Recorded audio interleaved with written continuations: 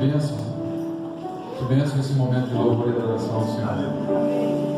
Eu estava ali durante esse tempo e me lembrando de que o culto, a gente vem para o culto para a gente dar alguma coisa. Muitas vezes a gente pensa que culto é para receber, mas na verdade culto é para dar. Culto é para dar. E nós estamos aqui adorando o nome do Senhor. Para que você subiu até este lugar essa noite? Para que você veio aqui essa noite? Por que você veio aqui essa noite?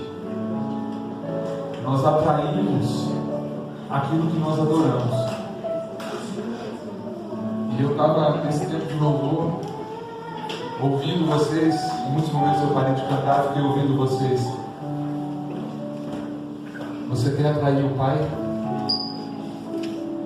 É com a sua adoração, com o seu louvor, você atrai o Pai.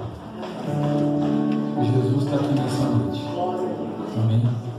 Jesus está aqui nessa noite. Talvez você veio, como eu vim, com uma expectativa de ouvir o Senhor. E eu quero dizer para você que Ele vai falar. Aliás, Ele já está falando. Amém? Mas ofereça aquilo que você tem de melhor. Quando Salomão foi inaugurar o templo, o grande templo, a Bíblia diz que eles ofereceram sacrifícios incontáveis. Toda a nação subiu para aquele culto. Aquele era o culto. E eles ofereceram incontáveis sacrifícios ao Senhor. E sabe qual foi a resposta? Alguém lembra da resposta do Senhor para aquele mega culto? A palavra diz que a glória do Senhor encheu aquele lugar. A glória do Senhor encheu aquele lugar. Eu quero dizer para você que a glória do Senhor está aqui e vai encher este lugar até a gente transbordar a sua glória nessa noite. Se você quiser abrir comigo em Hebreus capítulo 1. Hebreus capítulo 1, versículo 1.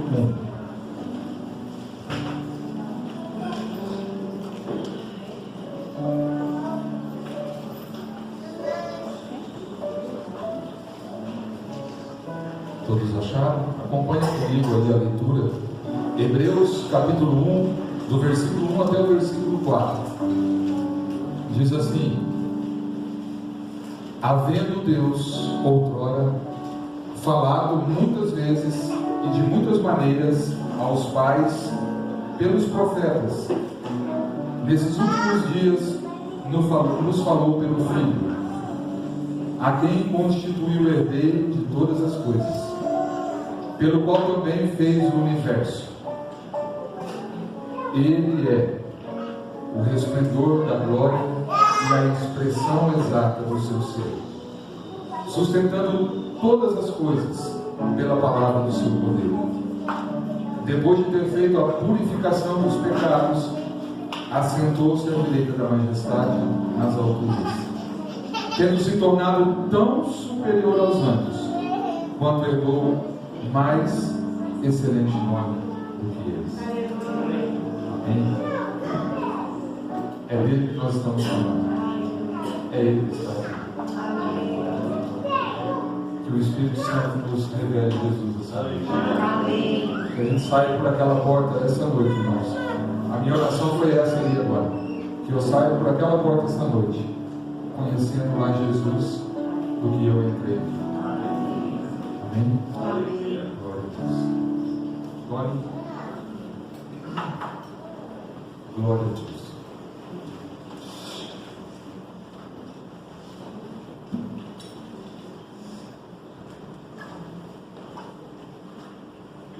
Vamos orar? Amém. Mesmo assentado, sua cabeça, vamos orar pela palavra. Senhor, aleluia, estamos aqui essa noite. Subimos até a este lugar para lhe oferecer um culto. Lhe oferecer um culto, Senhor. Os teus filhos se reúnem aqui, a tua igreja se reúne aqui essa noite para lhe oferecer um culto de louvor e adoração. adoração ao Teu nome. Senhor, que o Pai nos revele Jesus essa noite, que o Espírito Santo nos revele Jesus essa noite. Use o Teu Filho com poder, com autoridade, traga discernimento, revelação da Tua palavra nos nossos corações essa noite. Em nome de Jesus. Amém.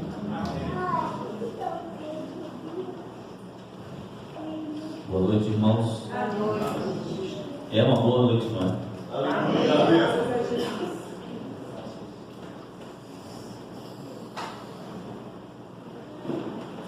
E ele está aqui, então isso é suficiente para essa ser uma boa noite. Sim ou não? Sim. Nós vamos hoje concentrar nossa atenção no Filho de Deus. Ontem nós focamos no Pai,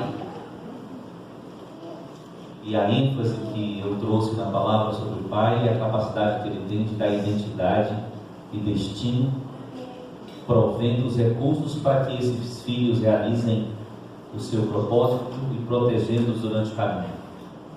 Hoje eu quero falar sobre o Filho, tanto para que a revelação do Filho traga impacto na nossa vida,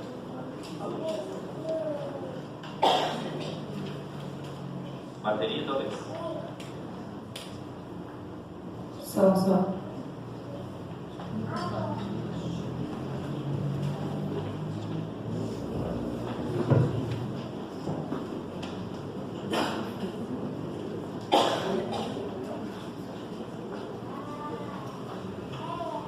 Tanto para que a revelação do Filho traga impacto, transformação e tudo que só Jesus é capaz de fazer, como também para ele nos ensinar a ser filhos e a tratar dos nossos filhos. Ok? A marca do pai é cuidado. A marca do filho é obediência. Guarda essa frase aí para ela guiar a gente durante toda essa noite. Quando falamos de pai, claro, fica o cuidado do pai. Quando a gente fala do filho, a marca dele é obediência. Ok.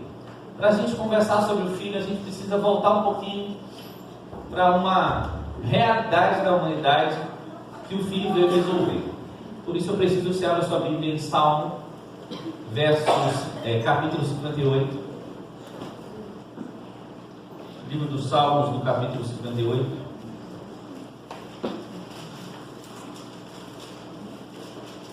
E eu vou contar para você já conhece, talvez poucos não conheçam essa verdade, mas eu vou agora contar a verdade sobre você,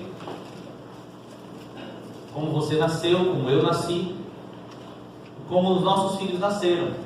Sabe, os mais bonitinhos de todos, os mais lindos, os mais fofos, os nossos. Todos nasceram desse jeito que a gente vai ler aqui. Vamos lá. Verso 3 diz: desviam-se os ímpios desde a sua concepção, nascem e já se desencaminham, proferindo mentiras. Tem peçonha semelhante à peçonha da serpente, são como a víbora surda, que tapa os ouvidos para não ouvir a voz dos encantadores, do mais fascinante em encantamentos. Ó Deus, quebra-lhes os dentes na boca, arranca, Senhor, os queixais aos leãozinhos. Você crê na Bíblia? Amém.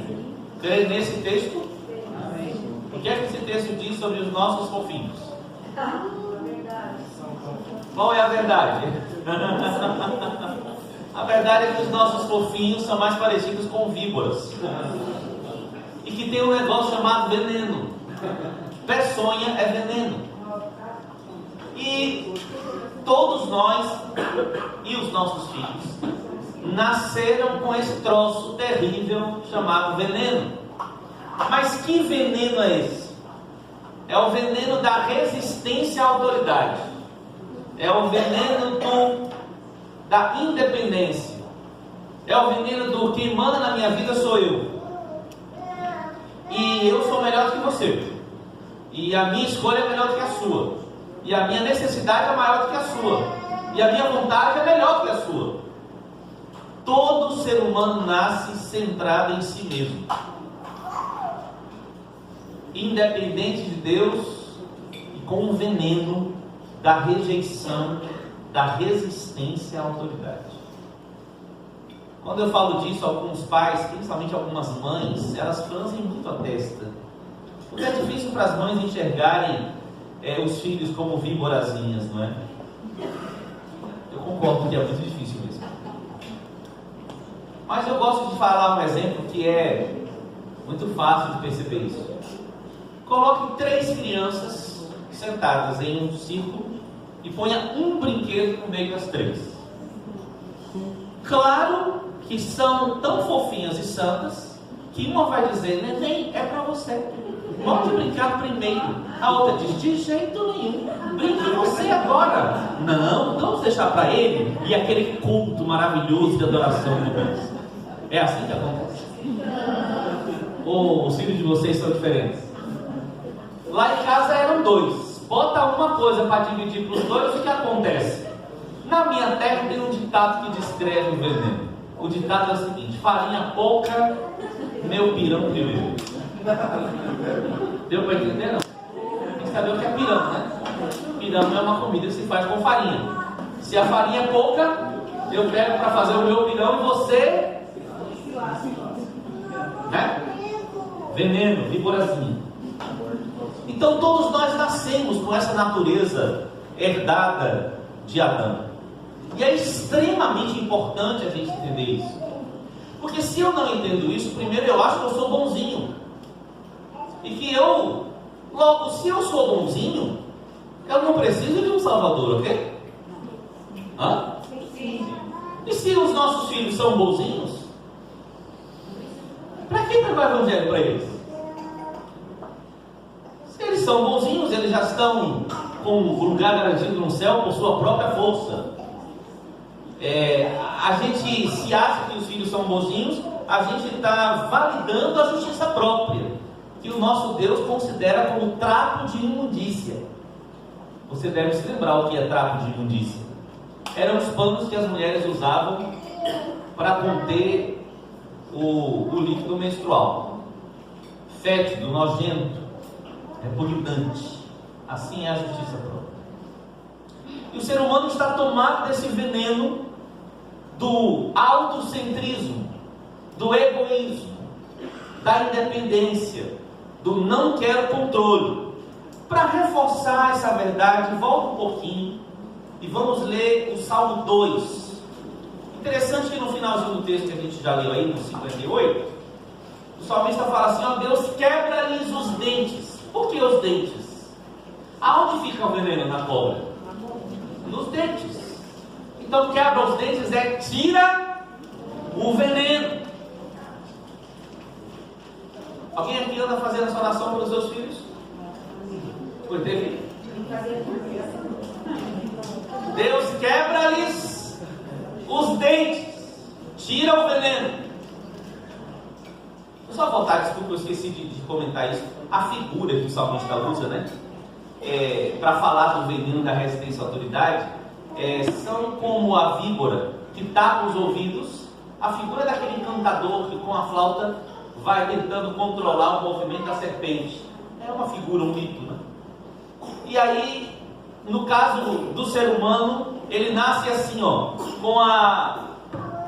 com o encantador tocando lá. Você já ouviu isso com certeza? E o seu fofinho falando, você fala, faz isso, ele, não, menina, não. Tapando o ouvido para fingir que não está escutando, ou numa atitude de não dar ouvidos à sua ordem. Todos nós nascemos desse jeito. Está escrito. Quer mais? Ok, Salmo 2. Leia para mim Salmo 2, verso 1. Está ali. Leia ali.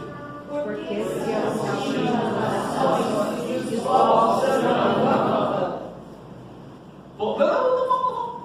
Isso. Porque se o quê? Amontinam Na minha versão, se enfurece. O que é um motim? Motim é uma rebelião organizada. Golpe organizado. É um motim. Planejado. Por isso golpe planejado. As nações e os povos fazem o quê? Tramam. De novo, mostra um movimento organizado. Uma tramóia. Uma coisa tramada, pensada, organizada de oposição contra Deus. Agora o verso 2. Os reis da terra o que fizeram? Para adorar o rei. Os reis da terra se levantam e os príncipes juntos fazem o quê? Conspiram contra o Senhor. Olha essa palavra. Senhor. E contra o seu ungido, dizendo, verso seguinte: o que querem fazer os reis da terra? Rompamos as suas ataduras e sacudamos de nós as suas cordas. O que os reis da terra estão querendo fazer? Não queremos controle, não queremos autoridade de Deus, não queremos Deus nos dizendo o que fazer, não queremos que Deus nos guie. Essa é a situação da humanidade desde o Éden. Agora, nesse momento da história, não diferente, mas esse motim, essa conspiração contra Deus, está muito visível e está muito fortemente divulgada. Como disse o apóstolo Paulo a Timóteo, que nos últimos dias os homens seriam inimigos do bem. Agora, não é só uma questão de fazer o que é errado, dizendo, ok, eu sei o que é certo, mas eu quero fazer o que é errado. Não, agora é a defesa do mal. É combater o bem de maneira organizada.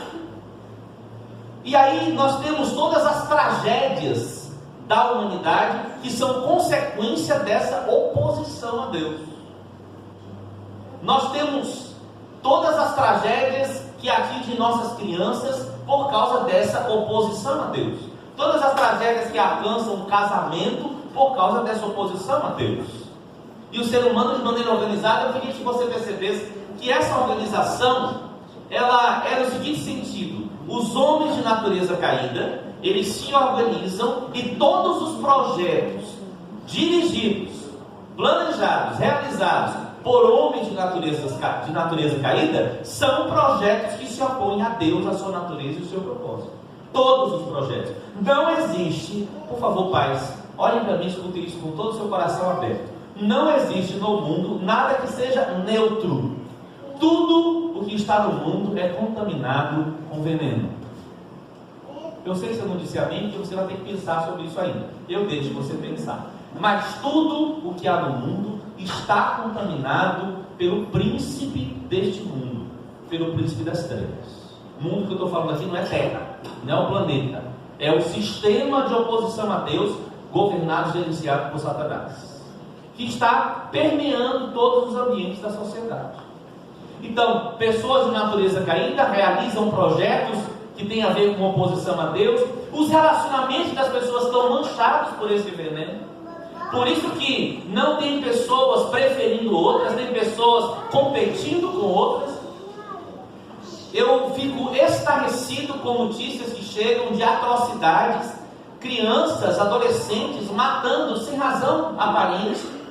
Isso está crescendo no mundo inteiro. Por outro lado, jovens de 13, 14, 15 anos se entregando a extremistas islâmicos para serem heróis de guerra, dispostos a morrer pela causa islâmica. Há uma grande confusão.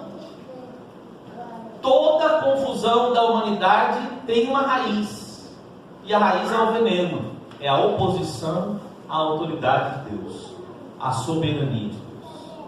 Tem um momento emblemático que descreve isso. Eu vou continuar o texto, só um minutinho, que é a construção da torre em Babel, lembra? Porque havia uma intenção naqueles homens de chegar até os céus pelos seus próprios esforços, lembra? E Deus precisou confundir a língua daquelas pessoas para que eles não conseguissem, porque eles tinham unidade nesse projeto nefasto de chegar ao céu sem Deus. E Babel é um símbolo da realidade da humanidade. Os homens querem o paraíso, querem a excelência, querem a felicidade, querem a plenitude sem Deus, pelos seus próprios esforços. Glória a Deus. Eu acho que era melhor falar misericórdia. Continuando o texto. Aquele que está sentado nos céus, como está Deus? Sentado. Apavorado? Ansioso? Desesperado? Como está Deus? Então Deus olha para o motim dos homens, para essa atitude de empáfia contra ele, o que é que ele faz?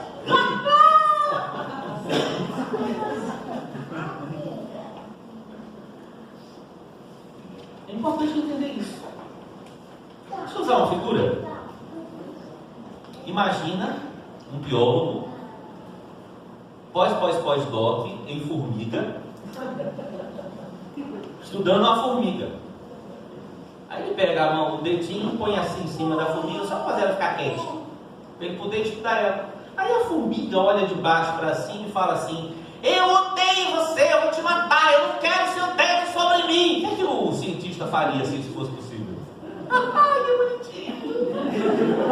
Olha só como ela tá.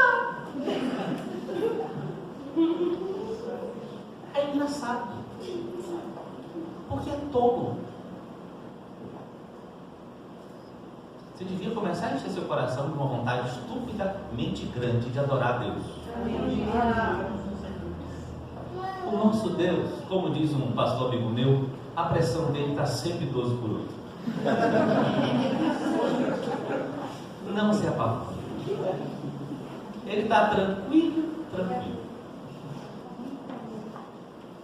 Está sentado, só aqui, pode notar. Sentado nos céus, ele faz o quê? Ele vai dizer: isso não zomba Deus. Agora, qual é a razão da tranquilidade de Deus, além de sua soberania? É Deus, isso é obrigado, querido. Ele é Deus. Mas tem algo interessante que vem aí, olha só. Então lhes falará na sua ira, no seu furor os confundirá, dizendo: eu tenho estabelecido. Lê esse texto, que maravilha. Vamos ler 1, 2, 3 já, todo mundo junto? Vamos lá. 1, 2, 3 já. Eu tenho estabelecido o meu rei sobre Sião, meu santo monte. Aleluia!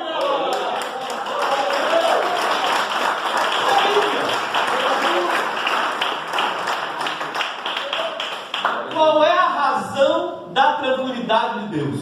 Aleluia! Deus estabeleceu o seu reino. O Cordeiro venceu. Antes da fundação do mundo, ele já é vencedor. Continue. Falarei do decreto do Senhor. Ele me disse: tu és meu filho, hoje te gerei. Pede-me, e eu te darei as nações por herança e as extremidades da terra por possessão. Continue. Tu os quebrarás com uma vara de ferro, tu os despedaçarás como o vaso de oleiro. Agora, pois, ó reis, sejam prudentes, deixai-vos instruir, juízes da terra. Servi ao Senhor com temor e regozijai-vos com tremor. Eu amo essa expressão. Beijai o filho, para que não se ire e pereçais no caminho, porque em breve se inflamará a sua ira.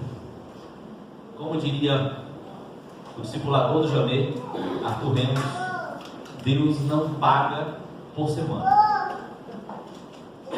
Duas coisas poderosíssimas para a gente guardar no coração. 3. Deus é Deus. Deus estabeleceu o seu rei.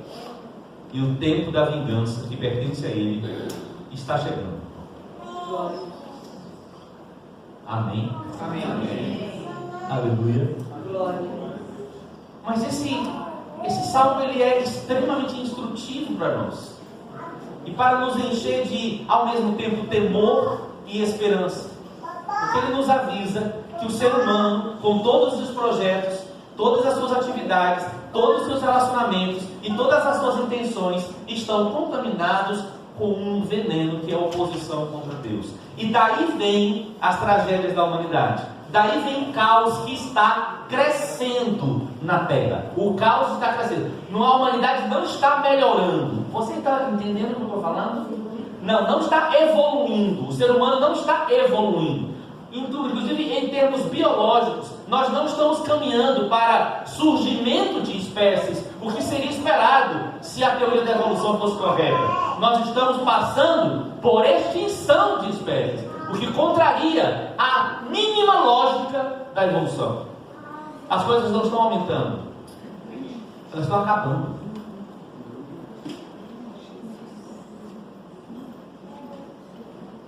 Agora abra sua Bíblia em Efésios capítulo 1.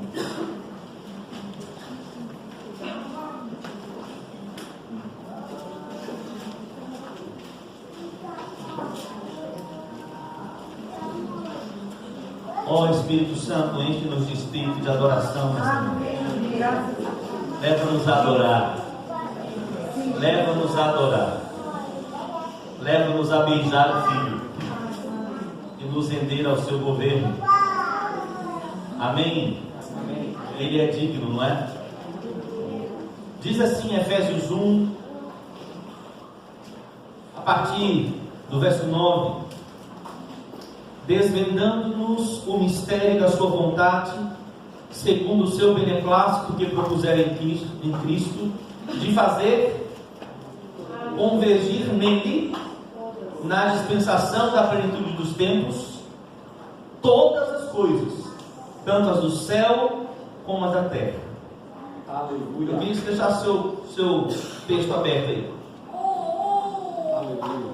Eu queria que você entendesse essa palavra poderosa, de fazer convergir nele. A palavra nakephalé e ostai. Não precisa gravar essa não.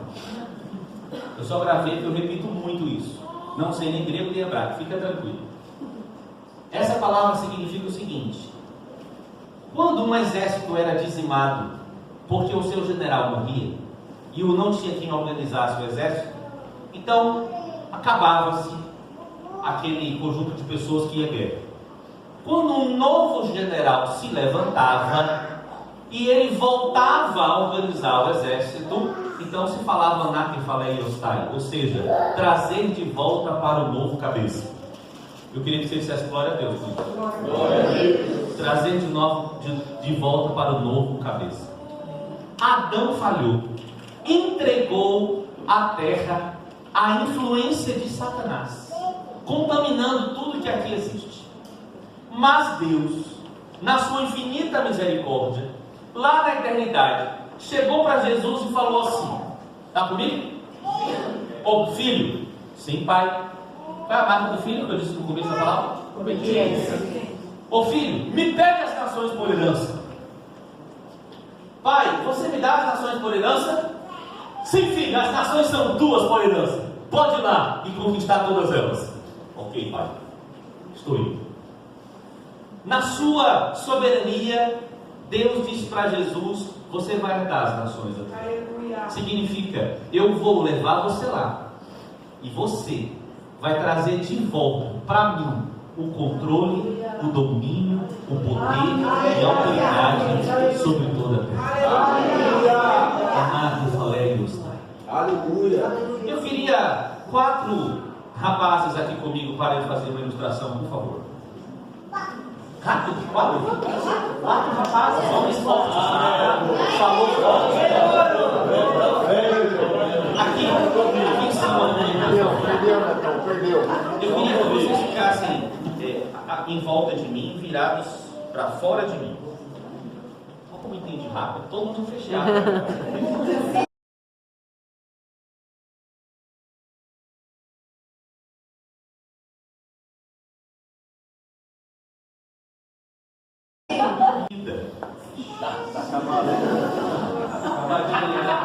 Por favor, me ajude.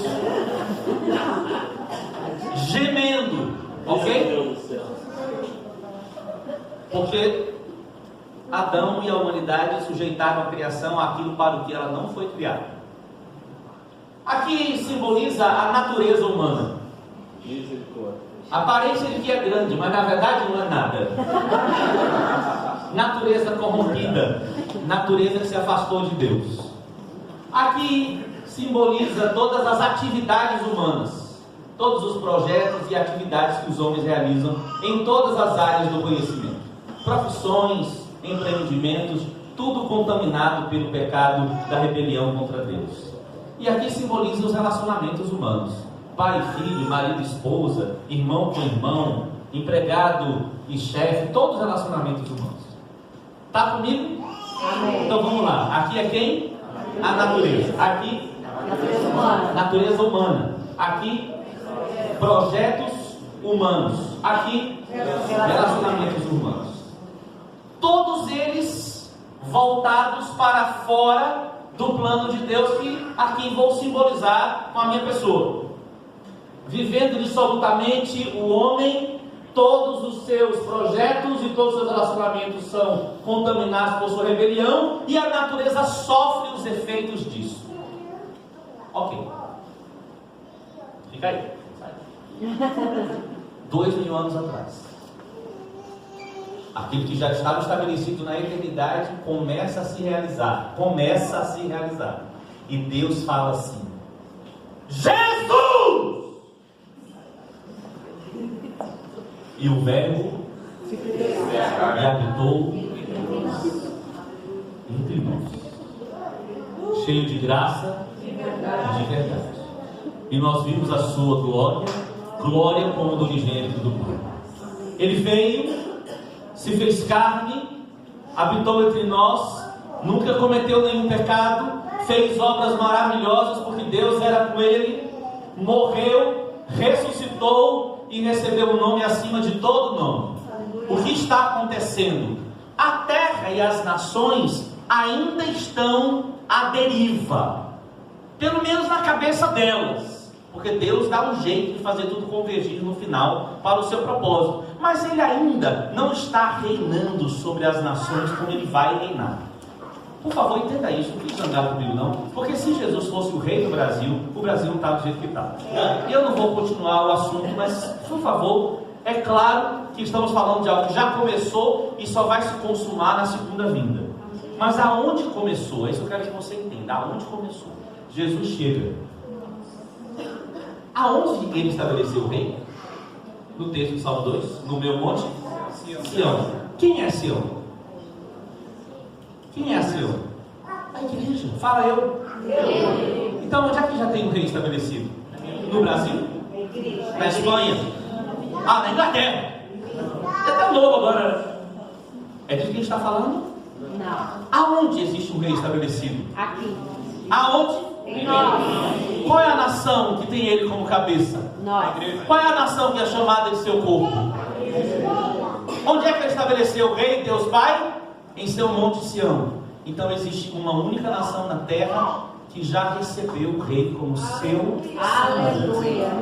O que é que começa a acontecer quando esse rei monta sua grei na terra?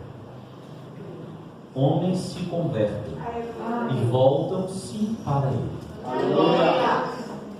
Esses homens convertidos começam a produzir um transtorno sobre a terra, porque com Jesus sendo o Senhor desses homens, todos os projetos desses homens passam a demonstrar o caráter de Deus. Isso vai fazendo um alvoroço maior quando todos os relacionamentos começam a ser governados pelo senhorio de Deus.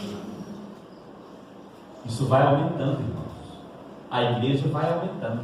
A obra de Deus vai aumentando no nosso meio. E a natureza, ela vai aguardar.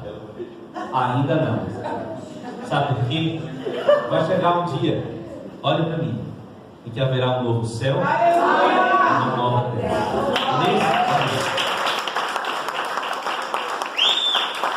Nesse dia, tudo será consumado. Tudo será novo. O que foi consumado profeticamente, o que foi consumado nas regiões celestiais, será uma realidade visível sobre a terra.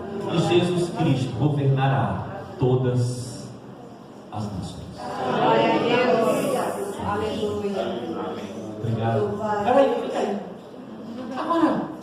igreja vive? Como a igreja deve viver? Às vezes a igreja não tem revelação de quem é Jesus. E aí tem gente que mesmo tendo Jesus como Senhor, se volta contra Ele. Mas que coisa horrível, volta, cara. Queria que vocês começassem a girar em torno de mim. Como que a igreja deve viver? Hã? Recita para mim Romanos 11:36. Porque dele, outra vez, porque dele, para ele são todas as coisas. Enquanto a igreja vive desse jeito, as nações observam a igreja. E quando as nações aumentarem o seu caos, haverá um lugar na terra para onde todos vão desejar ir. Amém. O mundo Senhor. A igreja do Senhor Jesus Cristo. Glória a Deus. Obrigado, queridos. E aí, nós estaremos preparados.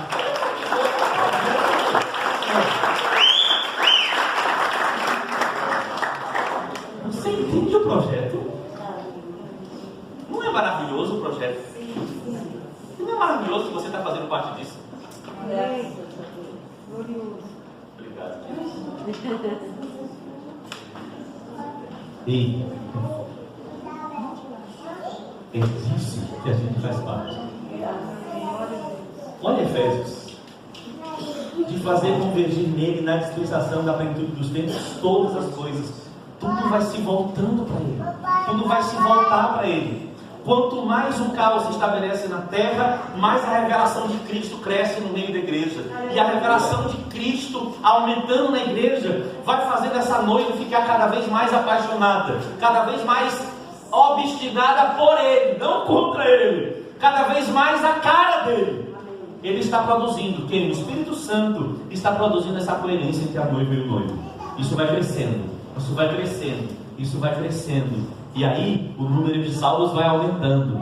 E no dia que Deus quiser, que só Ele sabe, quando se completar o número de salvos, então Jesus volta. Agora olhe comigo, verso 22 do capítulo 1 de Efésios. E pôs, escute por favor, eu quero que você escute nessa versão que eu vou ler.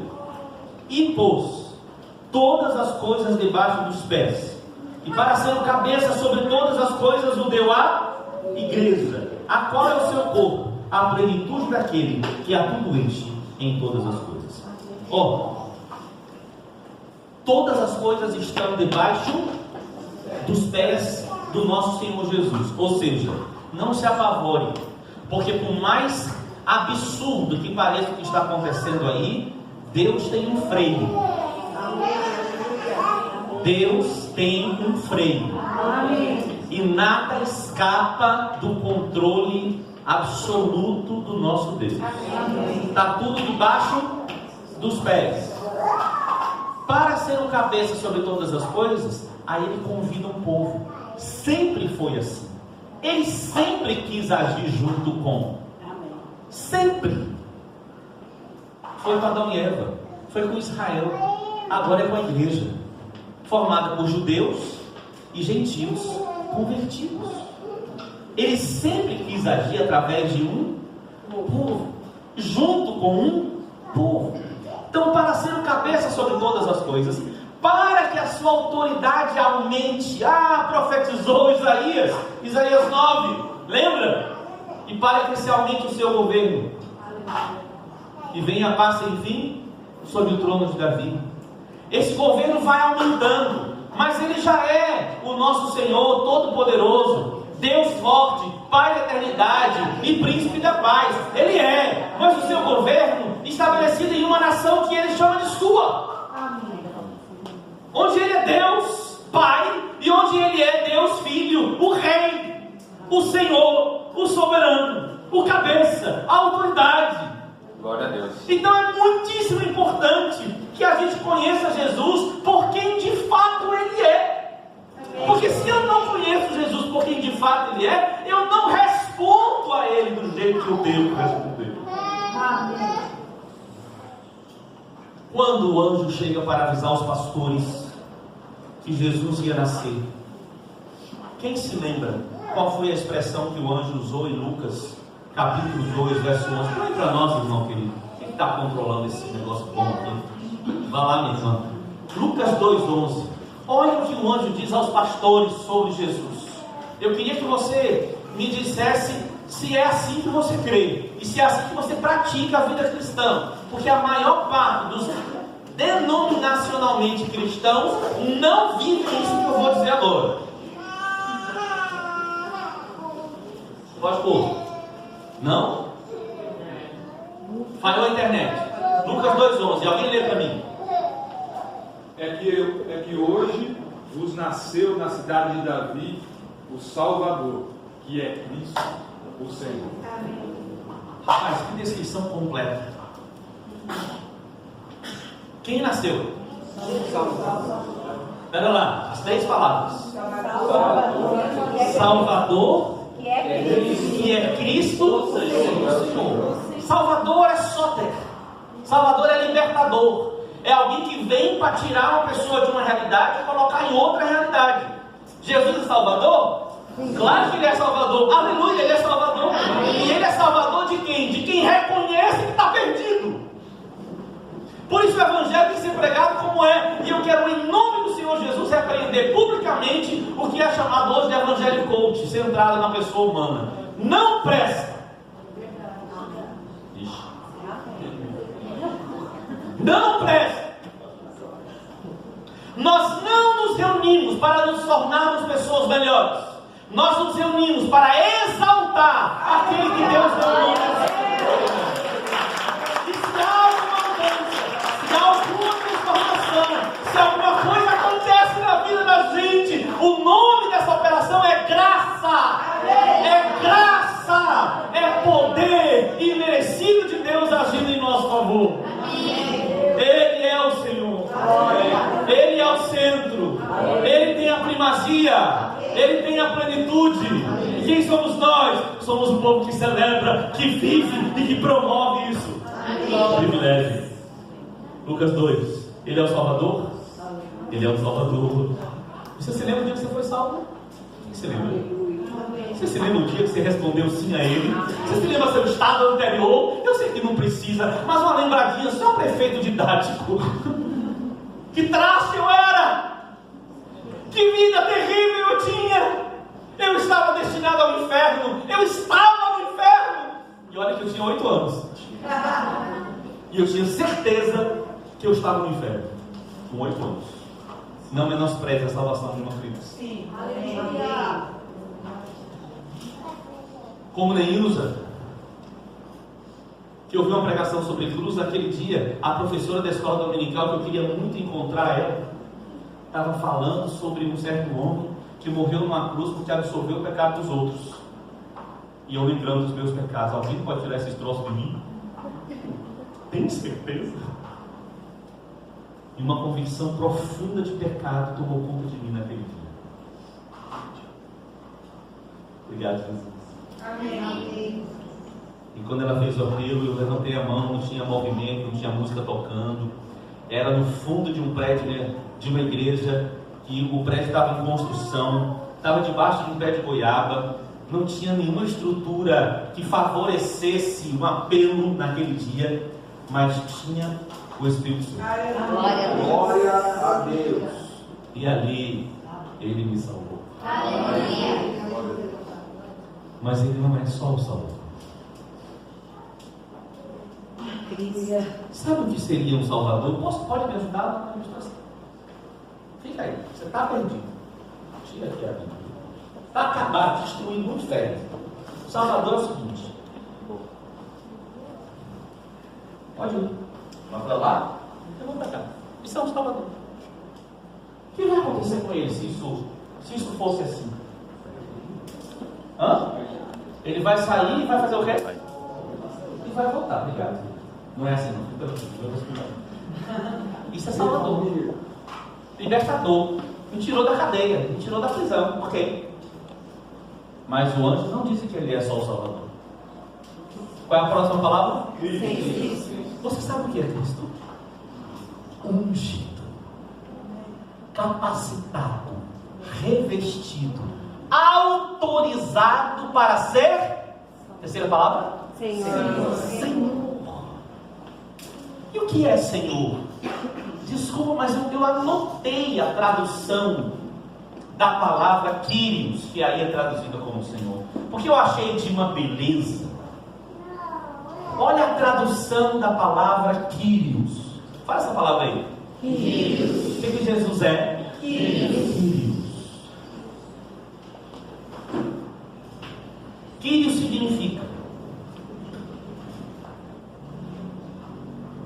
aquele a quem uma pessoa pertence. Pode repetir? Aquele a quem uma pessoa ou coisas pertencem. Aquele sobre o qual está o poder de decisão. Mestre, proprietário, que exerce controle sobre pessoas.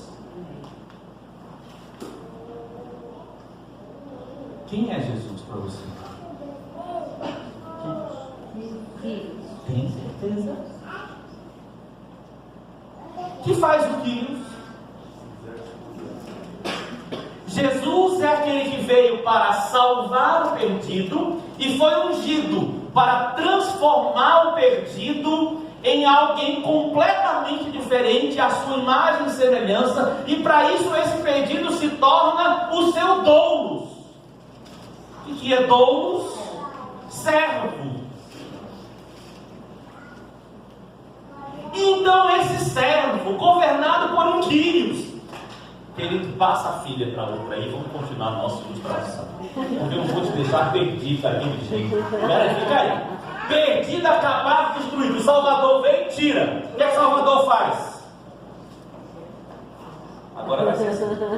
Ok? Salvador, que é também Glória a Deus. o Senhor que controla. Agora eu quero ir para a direita. É uma boa notícia, neném. Olha, eu quero ir para a direita. Para onde que ele está indo? Hã? Ele está indo porque ele quer? Por quê? Porque eu estou exercendo o quê? Agora ele está com vontade de ir para o sentido oposto. Vai. Vai aqui para trás. Não. Por que ele não vai? Pronto, já libertei seu pai. Deixa ela ficar, está liberto.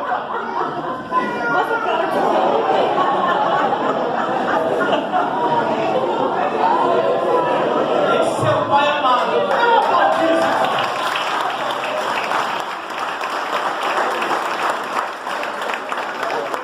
Essa linda, gente. Pelo amor de Deus. Ela ganha a noite. Olha que coisa linda. Coisa de pai, a tranquilidade se estabelece. O medo vai embora. Obrigado, Nenê. É bom para você, irmão querido. Agora eu quero que você responda com muita seriedade e sinceridade. O que você precisa mesmo é um Salvador, um Senhor? O Senhor. Bom, você acredita que se Ele te tirar do seu pecado e subir da sua vida, você vai ficar bem? Então você concorda comigo que Deus foi muito gracioso quando mandou Jesus aqui para ser Senhor? Ele mandou Jesus aqui para que eu me tornasse propriedade. Toda a minha insegurança e falta de pertença acaba quando o Senhor me compra. Ele me comprou. Ele te comprou. Você não era nada, eu não era nada. A gente era troço ruim. Ele nos comprou, mas Ele não pagou qualquer preço. Ele pagou o preço do seu sangue. Ele nos deu a sua própria vida em resgate da nossa história, da nossa pessoa. E Ele nos transformou em sua propriedade exclusiva. Isso é importante lembrar de Pedro, porque não é uma propriedade compartilhada. Amém. Ter Jesus como Senhor significa que nós somos propriedade, o quê? Exclusiva dele. E ele não compartilha. E por que ele não compartilha? Porque ele nos ama, porque ele intercede por nós com ciúme, porque ele não quer nos dividir com aquilo que pode nos tirar dele. Então todas as nossas decisões agora passam a ter a vontade dele como o que promove a decisão. Agora não é mais o que eu quero. Pode celebrar. Agora não é mais o que você quer. Eu estava contando para os homens hoje de manhã o dia que eu entendi essa palavra pela primeira vez. Eu já tinha uns 10 anos de igreja. E eu vivia um conflito terrível, porque eu encontrava em mim vontades horríveis. Mas aí eu ouvi essa palavra, e o irmão dizia assim: tudo bem que você tenha vontades contrárias à de Deus, fica tranquilo, quando Jesus é o Senhor da sua vida, você não é obrigado a fazer o que você tem vontade. E eu lembro que eu fiquei sentado na cadeira do lugar onde foi o encontro, e eu fiquei fazendo assim: por que ninguém me disse isso antes? Por que ninguém me disse isso antes? Então, eu não sou escravo da minha vontade? Não. Quando eu não sou escravo da minha vontade? Quando eu sou escravo do Senhor. Um escravo por escolha, que escolheu ser assim. Agora, olha que coisa que esse Senhor faz. Eu te pergunto, se existe um Senhor mais lindo e poderoso e maravilhoso que Ele. Ele pega o servo e trabalha com esse servo, até o momento em que Ele diz: não vos chamo mais de servo, agora chamam vocês de filhos, amigos, parte de mim. Algum outro Senhor faz isso?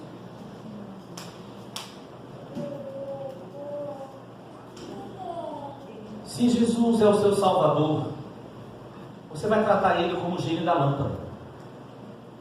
3 orações, 3 jejuns, e Ele comete o benefício de te dar 3 desejos realizados.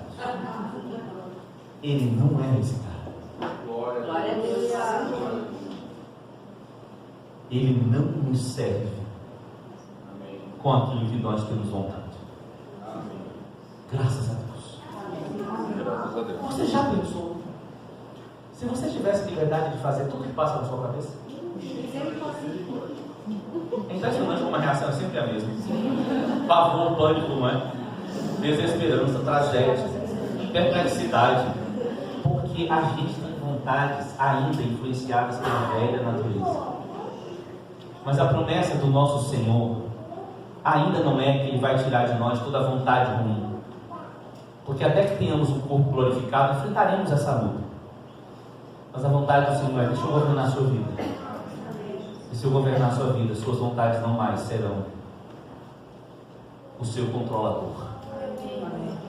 Deixa eu controlar você. Eu pergunto meus irmãos: quem aqui reconhece que precisa de um controlador? Você tem que tomar muito cuidado ao responder essa pergunta.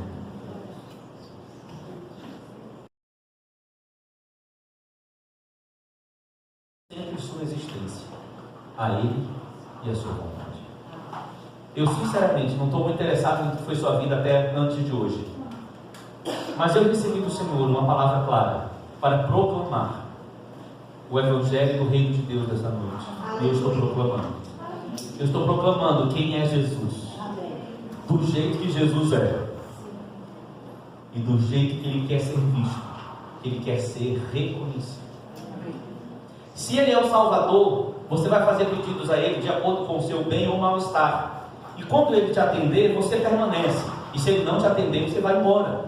Mas se Ele é seu Senhor, não importa o que aconteça com você, você jamais cometerá a tolice de sair da proteção dEle. Porque você reconhece que estar com Ele é melhor do que qualquer outra coisa. Se Ele é seu Salvador, Ele só te livra das coisas ruins, mas Ele não tem nenhum direito sobre o que você tem. Mas se Ele é o seu Senhor, Ele é dono das suas coisas, Ele é dono dos seus bens, Ele é dono do seu carro, Ele é dono da sua casa, Ele é dono da sua esposa, Ele é dono do seu marido, Ele é dono dos seus filhos, e Ele tem direito de fazer o que quiser com cada um deles. Aí eu pergunto para você: só existem duas maneiras de uma pessoa viver: ou debaixo do governo do Rei Jesus, ou debaixo do governo de Satanás. E os dois exercem governo totalitário. Eu pergunto para você: de qual governo você quer estar? Sou Jesus. De um rei que morreu por você, ou de um rei que está tentando matar, roubar e destruir você? Sabe qual é o grande problema? É que a sua vontade natural não te leva para o Rei dos Reis, te leva para Satanás. Então você chega diante do Rei dos Reis e diz: Senhor, a minha vontade é fazer a tua vontade. É isso que eu quero. Agora chega um tempo, quando Ele é o seu Senhor, que a sua vontade vai se igualando a dele. E é maravilhoso quando isso acontece. E você percebe que vontades que você tinha no passado agora são tão absurdas para você. Por que isso aconteceu? Porque o seu coração foi ficando igual ao coração do seu rei. Os seus gostos foram ficando iguais os gostos do seu rei. Já me conta que alguém esteve na Tailândia e percebeu que em certo dia toda a população, a maior parte das pessoas, estava vestida de amarelo. E ele perguntou: por que as pessoas estão vestidas de amarelo? E alguém respondeu: porque hoje é o aniversário do nosso rei e ele gosta de amarelo. A diferença é que a gente não faz o gosto do nosso rei só no dia do aniversário dele.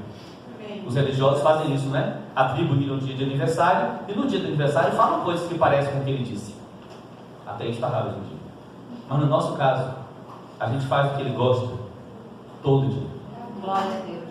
Porque ele não é o nosso rei a cada dia, em um ou outro dia. Ele é o nosso rei a cada dia. Ele controla meus relacionamentos, meus projetos, meu tempo, minhas decisões, meus bens. Ele. Como você conseguiu essa camisa? Comprou aonde? Ih, né? Numa loja. Você comprou como? Seu dinheiro? Ah. Então de quem é essa camisa? Sua?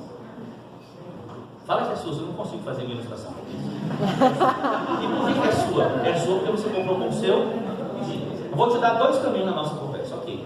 Pela textura, isso aqui é feito de algodão. Não é verdade? Deve ter aí 5% de algodão, 95% de poliéster, mas não vamos falar disso.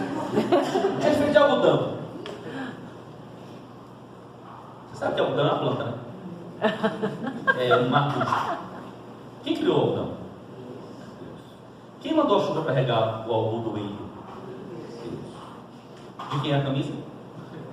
Sério? Então tira e dá para ele. Não cabe, peraí. Dá pra ele. Outro caminho. É brincadeira, viu? Não sou filho. Outro caminho. Seu dinheiro, né? Quem é que dá o ar que você respira? Quem é que faz a terra produzir o alimento que você come? Deus. Quem é que faz haver água sobre a terra para você beber? Deus. De quem é a camisa? Parece brincadeira o que eu estou fazendo, mas não é assim que a gente age no dia a dia. A gente gosta muito de dizer é meu. E isso inclusive é um problema nos relacionamentos. Quantas vezes maridos e esposas brigam porque é meu? É minha ideia, é meu projeto, é meu filho, é meu dia, é meu tempo livre, é meu projeto. Quantos filhos brigam por causa do é meu? Cheguei primeiro, direito? Opa! Quem tem o Senhor tem direito? Ou o direito é do Senhor? É meu, cheguei primeiro. Ideias que estão na mentalidade de um mundo rebelado contra Deus. E a gente vê ainda em nossas casas. Por isso Jesus nos ensinou a orar. Pai nosso que está nos céus. E agora? Venha o teu reino. Venha o teu governo. Venha o exercício do Kyrios. na minha vida e na minha casa. Amém? Eu quero ler com você alguns textos maravilhosos para a gente adorar. Eu gostaria que quando eu for lendo esse texto, você liberasse o coração para adoração. Amém? Amém. Quero ler Romanos capítulo 14, verso 7. Diz assim: meu Deus, glória a Deus. Aleluia. Glória a Deus. Glória a Deus. Espírito Santo, eu peço que quando a gente lê esse texto, o Senhor, que só o Senhor tem a capacidade de revelar e de cravar a palavra no coração da gente, faça isso agora. Faz a palavra entrar e ficar marcada, gravada e transformar-se em vida na gente hoje, Senhor. Por favor.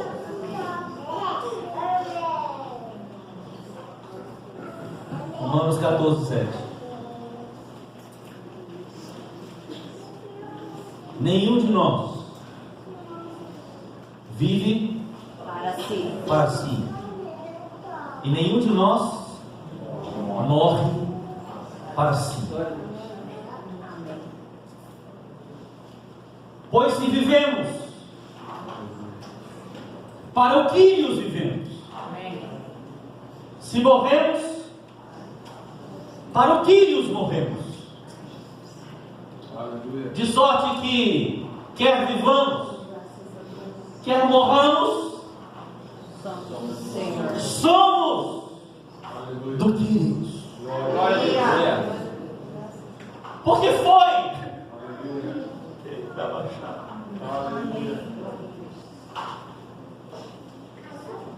Foi para isso mesmo. Na minha Bíblia tem. Foi precisamente para isso. Para quê? Foi para isso mesmo que Cristo é o quê? Ungido. Que ungido morreu e tornou a viver. Para quê? Para ser o quê? Salvador? Senhor. Para ser o quê? Senhor. Para ser Senhor, tanto de mortos como de vivos. Não dá vontade de adorar?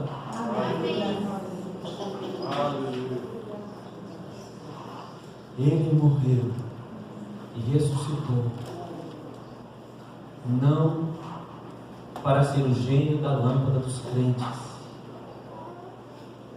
Ele morreu e ressuscitou para ter o direito sobre todo o universo, sobre cada pessoa da terra.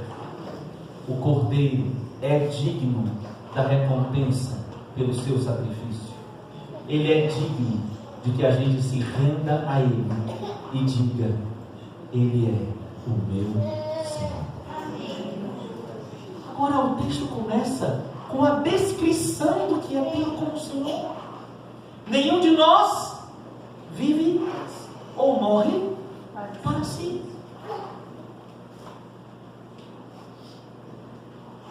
Eu vou tentar fazer essa aqui ser a minha última ilustração.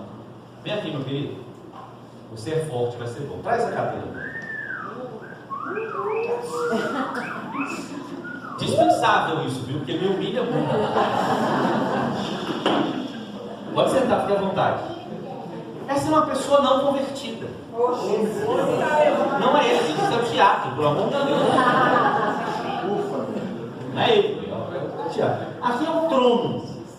O trono significa um lugar de comando, lugar de governo, de autoridade, ok? Toda pessoa não convertida está sentada no trono de sua própria vida.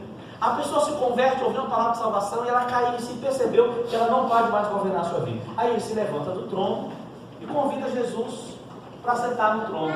Ok, querido? Então, eu vou sentar. Estou no trono da sua vida. Vai ali, por favor, vai um pouco de água para mim. O que é que ele faz? Não precisa, é só dar a ideia que vai, não precisa. Percebeu?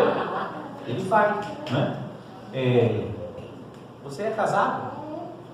Você pode dar um beijo na sua esposa, por favor?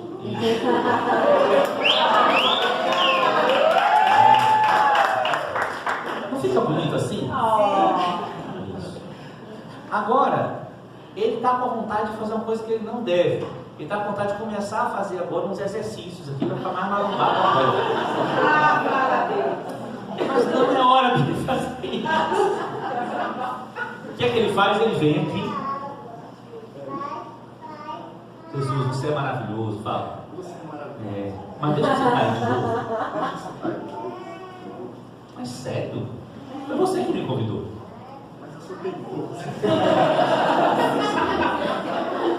Não vou sair. Aí você me. Eu vou sair. Vai empurrar só um pouquinho. Deus. Depois não. Matou. Já passou isso algum dia na sua vida?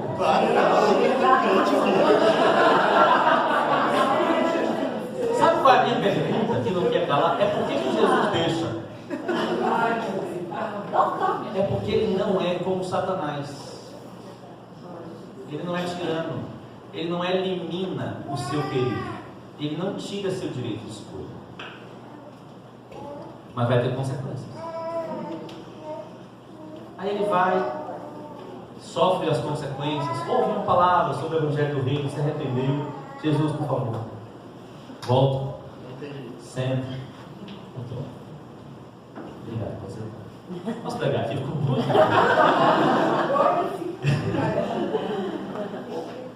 Pode caber. Ah, a cadeira é sua, né? Ele veio buscar o que ele tinha direito. Falta de revelação ainda.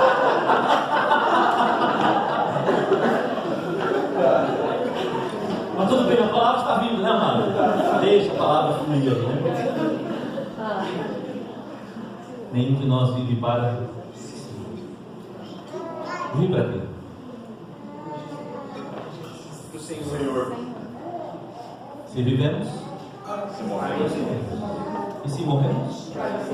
Perceba que a sequência é importante.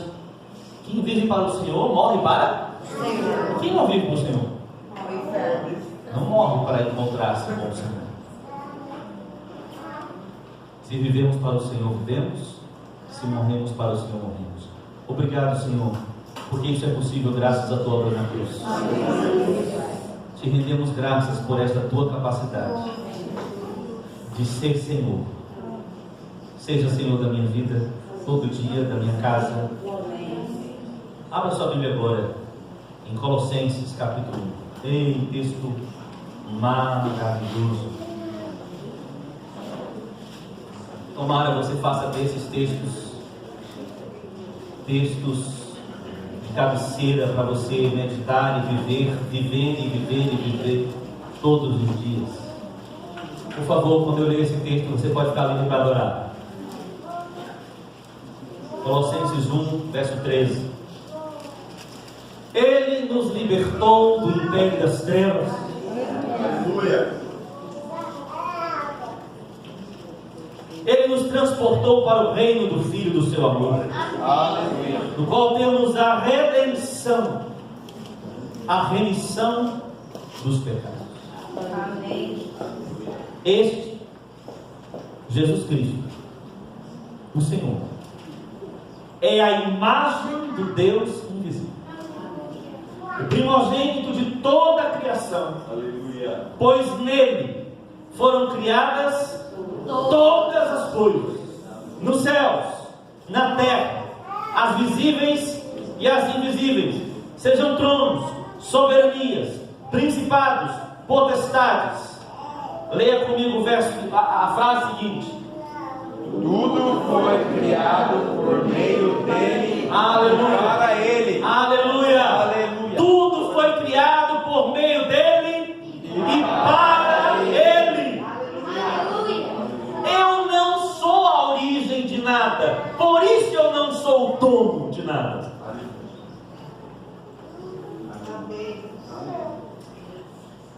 Todas as coisas que existem foram criadas por meio dele e foram destinadas para ele. Verso 18, 17.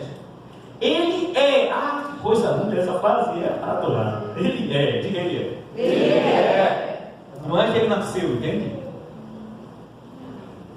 Não está escrito assim, ele surgiu, ele nasceu, ele passou a existir. Eu estava dando aula para uma turma de 5º ano, ensino religioso, e fui falar sobre a eterna existência de Jesus. Um aluno me interrompeu: professor, com licença, é estranho o senhor falar sobre a existência de Jesus, porque ele não existe, ele é.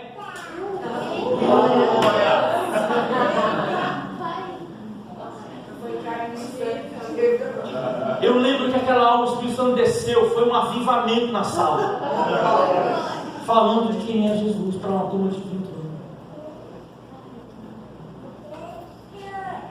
Ele não tem princípio nem fim, porque ele é Deus. Ele é antes de todas as coisas. Aleluia!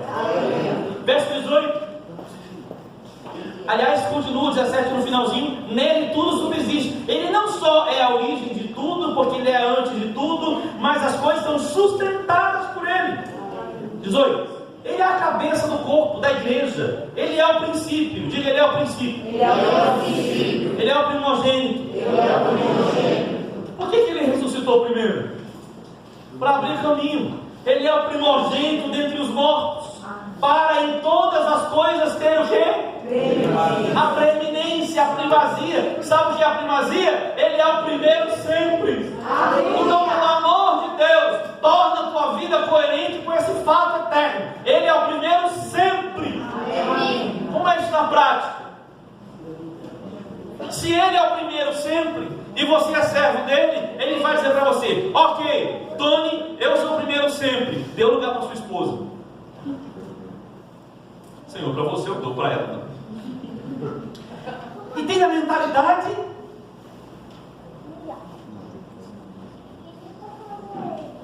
o filho com outro filho, 2 irmãos, o menino e a menina.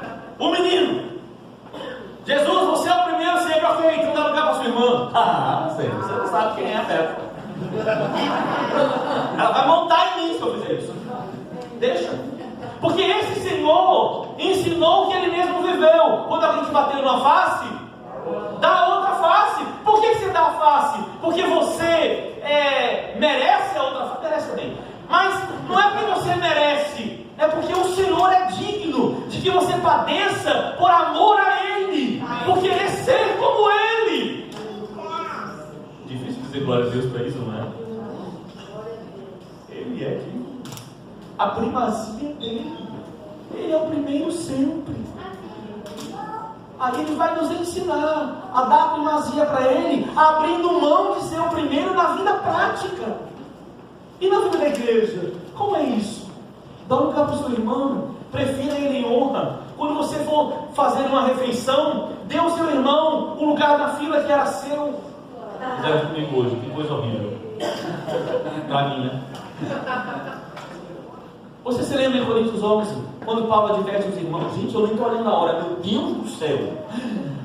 Um pouquinho.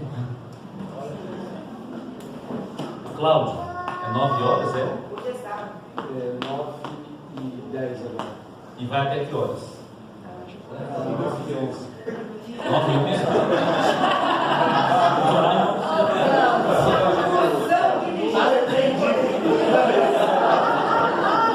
Cara, eu não preciso terminar 9h11. O Júnior que decide que ele está. Ô Júnior, você me dá até 9h30? A liberdade do Espírito eu te dou. Amém. Que resposta. Eu tenho que saber qual é a liberdade do Espírito para poder dar nele. É isso que eu gostei. Sabe você. O peito é todo meu. Lá em Coríntios 11, o apóstolo Paulo adverte os irmãos de Coríntios dizendo: quando vocês se reúnem, não é a ceia do Senhor que vocês comem, porque cada um traz a sua comida e come primeiro, com medo que os pobres encham depois, comam o que você trouxe. Isso não tem nada a ver com igreja, porque igreja é gente que não vive para si mesmo, não pensa no seu direito, sempre prefere o outro. E ele criou a igreja para exercitar a gente no senhorio dele. Glória a Deus pela vida da igreja. Glória a Deus pela vida da igreja. Continuando o texto: porque aprove a Deus que nele residisse toda a plenitude, e que, havendo feito a paz pelo sangue da sua cruz, por meio dele, reconciliar-se consigo mesmo todas as coisas, concordando com Efésios 1:10, quer sobre a terra, quer nos céus. Duas palavrinhas poderosas nesse texto, para primacia, plenitude. Quando você dá a Jesus o direito que é devido a ele, de ser o primeiro, ele te conduz a uma vida plena. Vou repetir isso. Quando você coloca Jesus na sua vida no lugar que é devido a ele, ele te conduz a uma vida plena, porque ele tem a primazia e a... Então, Tony, caminhando para o fim da palavra, o que essa palavra tem a ver com a gente nesse encontro de famílias? Ouça o que vou lhe dizer agora e guarde essa palavra, lembrando dele como primazia e plenitude. Lembra da cena aqui, girando em torno dele? Tem desordem na sua vida? Tem desordem na sua casa? Tem desordem nos seus relacionamentos? Elege Jesus como Senhor da sua vida. Elege Jesus como Senhor da sua vida todos os dias, e Ele vai pôr as coisas em ordem. E sabe o que é ordem? Aná, Kefalé e Ostar, trazer de volta para o governo de Deus, para a forma de Deus, para o jeito de Deus, para o plano de Deus, para o propósito de Deus. Todos nós, quando nos convertemos, tínhamos uma vida em caos. Por mais que parecesse certinha, não estava exatamente como ele queria, porque Jesus não estava ocupando o lugar dele na nossa vida. E quando a gente entrega a vida a ele, ele põe as coisas em ordem. E olha, meus irmãos, às vezes, para pôr em ordem, o começo é uma grande bagunça, porque a gente achou que estava boa. Então ele tem que bagunçar tudo. Ele tem que fazer uma revolução. E como ele é bom em fazer isso, porque assim ele vai mostrando para a gente que está errado, e a gente vai então entendendo a vontade dele para a nossa vida. Eu quero pedir, em nome do Senhor Jesus Cristo, que você que é crente há 50 anos, ou você que ainda não entregou sua vida a Jesus, santifique a Cristo como Senhor do seu coração, porque foi precisamente para este fim que Cristo morreu e ressuscitou, para ser Senhor de mortos e de vivos. E esse Senhor vai te inspirando a uma vida de acordo com o jeito dele. E essa vida vai entrando em você, e essa vida vai entrando nos seus planos, e os planos dele vão se tornando os seus. E aí um dia você não fala mais dos seus planos, você fala assim: porque os planos do meu Pai é o que eu estou realizando, a vontade do meu Pai é o que eu estou fazendo, porque agora você e ele tem um coração só. Eu quero te lembrar aqui umas coisas de Jesus. Por exemplo, quando Jesus, que era o soberano, aquele que Deus colocou como um rei do universo, vem e tinha toda a chance dele se projetar diante das pessoas, ele não se projeta diante das pessoas, ele se comporta como servo. Lembra da cena do lava-pés? Ele se levanta e lava os pés dos discípulos, deixando claro: assim como eu agi com vocês, vocês têm que agir uns com os outros. Veja que coisa diferente, que maneira de ser diferente, que mentalidade diferente. O maior não é o que ocupa os altos escalões e tem o favor dos outros para si mesmo. O maior é aquele que serve. Então as irmãs agora não escutem o que eu vou dizer, só os homens escutem. Você é o cabeça da sua casa, em certo sentido, é para ser o maior, no sentido de direção, de governo. O que você tem que fazer? Ficar defendendo sua posição? Não, vai servir sua esposa, vai servir seus filhos, e conquiste o coração deles, inspirando-os por ser semelhante a Jesus. Você não é esposa, você não tem direitos de esposa, de dona de casa, de mãe, de mulher, ok, abra mão de todos eles e sirva seu marido, sirva seus filhos, e deixe que o Senhor seja exaltado através do seu serviço, porque maior do que seu marido é o Senhor que comprou você, maior do que sua esposa é o Senhor que comprou você, maior do que seus pais é o Senhor que comprou você. Honrar pai e mãe, mesmo quando pai e mãe não são lá essas coisas, claro, porque você não honra pai e mãe simplesmente, você honra pai e mãe no Senhor, porque o Quírios é o motivo da honra, o Quírios é o motivo do amor do marido, O Quírios é o motivo da submissão da mulher. O Quírios é o motivo do perdão. O Quírios é o motivo do amor uns pelos outros. O Quírios é o motivo da sujeição mútua. Todos os mandamentos recíprocos têm um motivo já dado. Ele é o motivo. Amém. Ele é o motivo. Por que dele? Por meio dele. São todas as coisas. Amém, meus irmãos? Amém. Mais um dado para aplicar na sua casa. Como é que o rei dos reis revidava o traje? Como é que o rei dos reis revidava o traje? Só os pastores sabem responder? Porque para isso sois chamados. Pois também Cristo padeceu por nós, deixando-nos o exemplo para que sigais as suas pisadas, o qual não cometeu pecado, nem na sua boca se achou engano, o qual, quando injuriavam, não injuriava, quando padecia, não ameaçava, quando ultrajava, não respondia com ultraje, antes entregava-se àquele que julga retamente. Não é lindo, Jesus? Aleluia. Glória a Deus. Você revida o traje? Você responde ameaça com ameaça? Não faz isso. Entregue-se. Claro, ele é o Quírios. Entregue-se. Deixa comigo.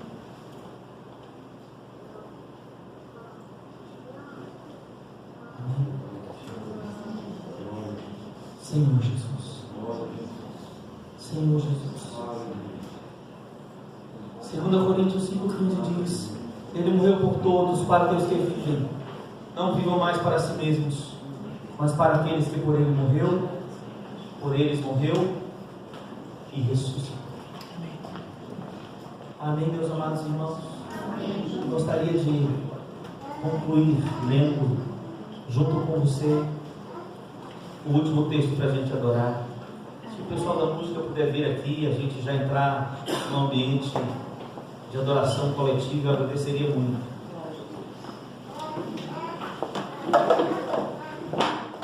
Filipenses.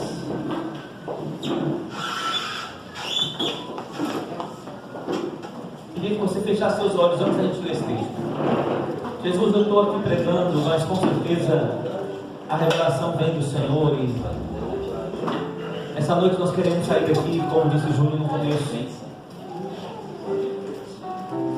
conhecendo mais o Senhor do que a gente conhecia antes.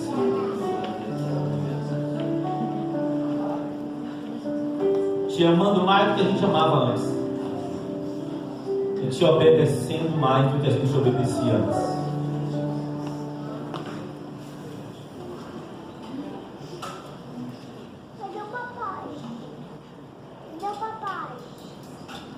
Filipenses 2.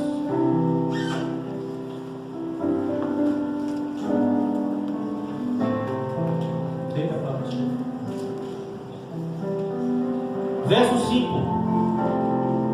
Tende em vós o mesmo sentimento que houve também em Cristo Jesus. Pois ele, você mais baixo,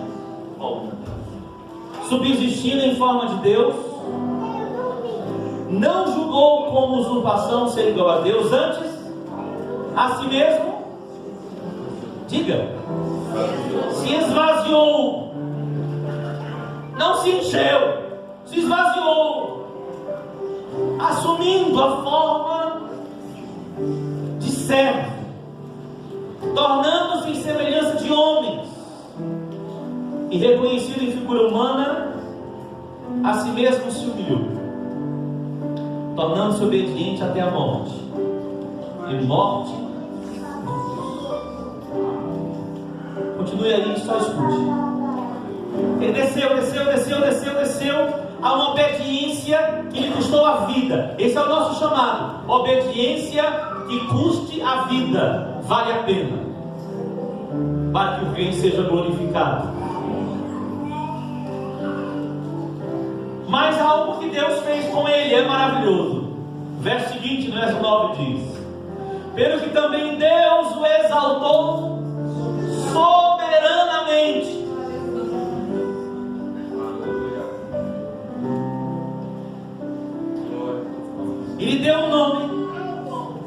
que está acima de todo nome. O nome dele está acima do nome dos seus pecados e dos meus. O nome dele está acima do nome das nossas histórias complicadas.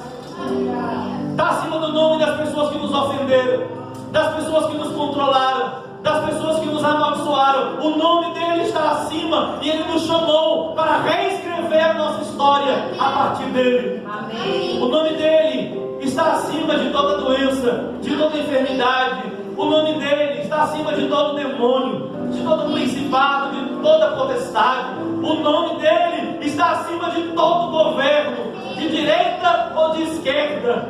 Ele é soberano sobre os governos dos homens. Ele é soberano. O nome dele está acima de todo o nome. Aleluia. Sabe para quê? Para que chegue o dia em que ao nome de Jesus todo joelho se dobra, nos céus, na terra e debaixo da terra, e toda língua confesse que Jesus Cristo, toda língua confesse que Jesus Cristo é o Senhor, para a glória de Deus Pai. Olha para mim um instante. Hoje, uma nação o celebra como Senhor. E nós não vamos desistir de proclamá-lo como Senhor. Não vamos desistir de viver como discípulos do Senhor. Amém? Amém. Mas vai ter um dia em que aqueles que já o chamavam de Senhor vão continuar adorando e proclamando, mas não vão ser só eles. Mesmo os que se opuseram a Ele, mesmo os que não admitiam que Ele era o Senhor, mesmo os que se rebelaram contra Ele, vão ter que forçadamente se dobrar e admitir: Jesus Cristo é o Senhor.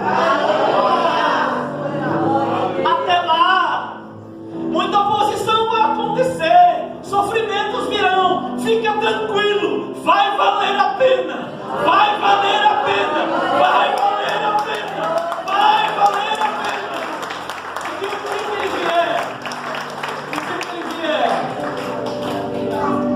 O dia que ele vier, Ele vai enxugar os nossos olhos toda lágrima. Ele vai nos dar um corpo glorificado. E olha, com o corpo glorificado, nós enfim o veremos como Ele. Enfim, não será mais por vislumbres mais ou menos espirituais, não será mais por meio da fé, mas será agora por realidade visível. E aí, eu não sei você, mas eu vou pegar no rosto dele, se ele deixar, e eu vou tocar nele, e eu vou agarrar ele, e vou dar um beijo nele de 483 mil anos, e não vou soltar mais durante a eternidade inteira. Ali conheceremos para o que nascemos, para o que fomos criados. Hoje só lemos para o louvor da sua glória. Mas vamos saber o que é isso. Então, se você me permite uma loucura de adoração, eu queria lhe convidar a dobrar o joelho e dizer: Ele é o Senhor. Ele é o Senhor. Ele é o Senhor.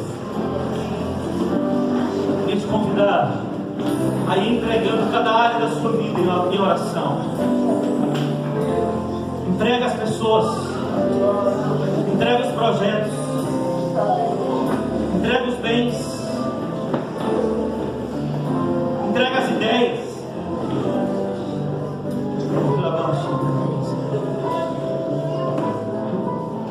Entrega, vai entregando. Seja, Senhor, entrega seus filhos a Ele. Senhor, vem o teu reino sobre os nossos filhos, Senhor. Vem o teu reino sobre nossas crianças, Senhor. Vem o teu reino sobre os jovens.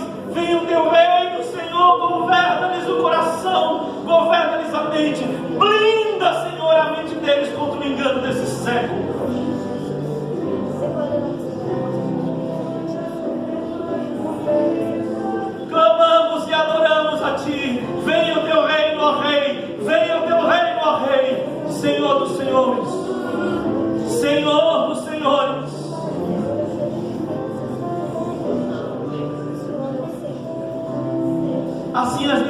estamos, podemos dizer a Ele que Ele é o único que é digno de adorar.